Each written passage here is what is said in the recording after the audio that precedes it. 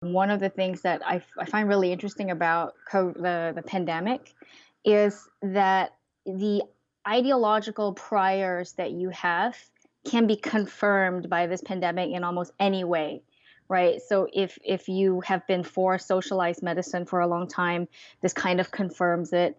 But then on the other hand, if you've been conservative on some issues, then this kind of favors conservative immigration policies.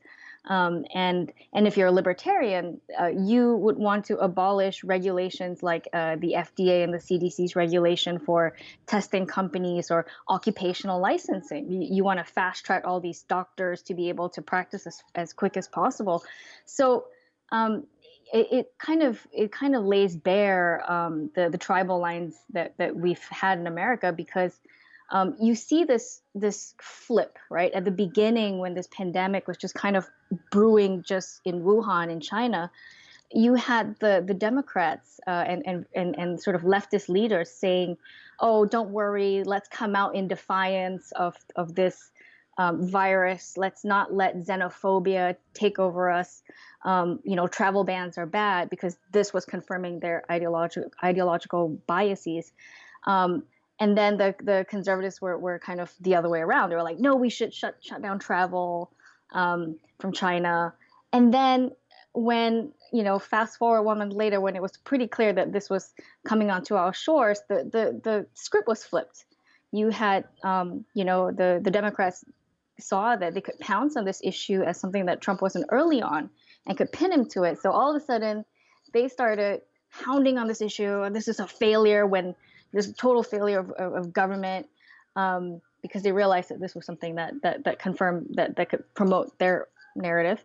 And likewise, a lot of Republicans were doing the same. The conservatives were suddenly all of a sudden saying, wait, no, this is not that big of an issue, when before, they could have used this in terms of cementing their policy preferences, especially the populist conservatives. No, it's a good point. And you're right. It does confirm that because as a libertarian myself, I do kind of point at the FDA and a little bit of the CDC and failure to get testing out, as well as there's so many FDA rules. Like, for example, in ophthalmology, there's lots of drugs where they want combined drugs, where you could combine a steroid with a anesthetic. But companies won't produce them because it's so expensive to get a double drug through the FDA. Right. So they say, no, we were going to give you two different things. You're going to have to use two different medicines and administer both of them, which makes Right. it harder for patients and harder for, yeah. So again, but that's my biases. But there's certain things I think, that they are probably doing right that, I'm missing because my own bias plays in. Yeah, I mean, like another good example of this is, the FDA not certifying KN95 masks. These are N95 masks are the gold standard. They're like the champagne, it's like the gold standard of all sparkling wines, right? So N95s were the creme de la creme. But by the FDA not certifying KN95s for use in our hospitals, this cheaper alternative was not, like we had trouble trying to import these, and in a situation where we have a severe PPE shortage, that it was like shooting ourselves in the foot with this extra nonsense. Yeah. Yeah. And like the N95s, to just put a bow on that, they will stop any kind of aerosolized if it's in the air. So if you have somebody in a specific like airborne transmission, you have to have that. Like if you had a patient, for example, that had drug resistant TB, you have to be in an isolation ward with an N95 mask. But somebody with like actually Ebola, you don't need those because that's a contact droplet Right. piece you Yeah. don't need. So the N95s are huge, especially if this thing's airborne, which it might be. And Looks like it is. Yeah. yeah. So you recently were at COVIDCon, which was the world's biggest online conference. I caught some of this. I didn't see it at the time, but you can all see this in retrospect. So if you go to COVIDCon, just sign in. All it took was an email address. Yeah. But they'll load all the videos on YouTube, I'm sure, in the coming weeks. Yeah. Okay. Yeah, I didn't see them on YouTube, but it's Not an yet. easy site to navigate. You can just hop in and check some of these out. And I saw I'm probably screw these names up. Yang Zhenli, who is Yeah. a Chinese dissident. Apparently, he was the son of a Communist Party member in China, is now kind of pushing a counter narrative and talking about what he sees. Some of the videos that he shows were amazing. One particular Yeah. one where they were filming a propaganda minister coming in. So this is pre Xi Jinping coming into Wuhan. So instead they sent in the minister of whomever, and they were filming a video, and it looked like the people were paying attention from the houses, waving, and some kind of almost a parade. But then you take cell phone video of the same event, and people are screaming, "It's fake! It's fake!" Meaning they know that this is a propaganda thing being filmed, and it's like they're trying to photobomb it, except for with words. Does that mean, are the Chinese people aware of what's going on, or is it more of like a North Korea piece where perhaps they're just ill-informed? I mean, the control that the CCP has, the Chinese Communist Party has of almost every aspect of life is very totalitarian. So, even something like your social media channels, right? Like, so our social media companies cannot operate in China, but what they do is they put a firewall around their internet, and then they have their own social media companies or tech companies operating there.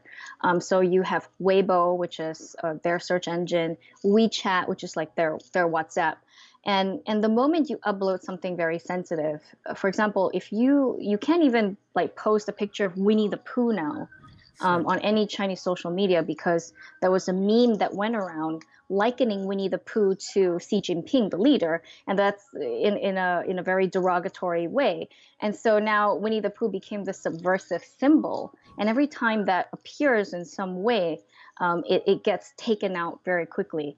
And so they're able to control, just your average daily speech like that, and expression, in a very totalitarian way. And so that does affect how people behave. They're afraid at the same time. But on the other hand, when everything you read and encounter can be controlled, I mean, it's hard not to fault them you know, for buying the party line, for buying the party narrative. If that's all that you're fed, how do you break out of that mindset? Yeah, but it seems like so many people are actually not buying. So many Chinese citizens are not buying the party narrative. The fact that they were screaming that this is fake. Now, and I also hear if you have a VPN in China, you can get around a lot of these firewalls You can. and Yeah. have access to the outside world in a way that Yes. another country you couldn't. So, Correct. is that informing like the Chinese people in a way that is hard to measure? Well, the thing that's hard to measure is how many of them really, have questioned the official narrative, what they're fed, because it kind of begins when they're young and they go to school, and the education system there is very centralized, and they're taught history written by the Chinese Communist Party, from the beginning, and taught that the reasons for China's failure in the last 100-year humiliation was because of the West. That essentially, since the Opium Wars and the last 100 years, the reason why China's been lagging behind is purely the result of the West. Nothing to do with Mao's policies. Nothing to do with the Great Leap Forward that resulted in famine that killed so many Chinese people. There isn't a reckoning of the past, in the same way that you have here, right? And here in the West, we talk all the time about slavery or these terrible institutions of America's checkered past. And we're able to have this conversation. But that doesn't happen in China. What they're fed is this victimhood narrative. And so people are actually, naturally primed to be angry at the West. And so when China spins this propaganda and tells the people there, this virus is actually coming out from the U.S. Army. They spun it up the CIA spun it up, and the U.S. Army kind of brought it here.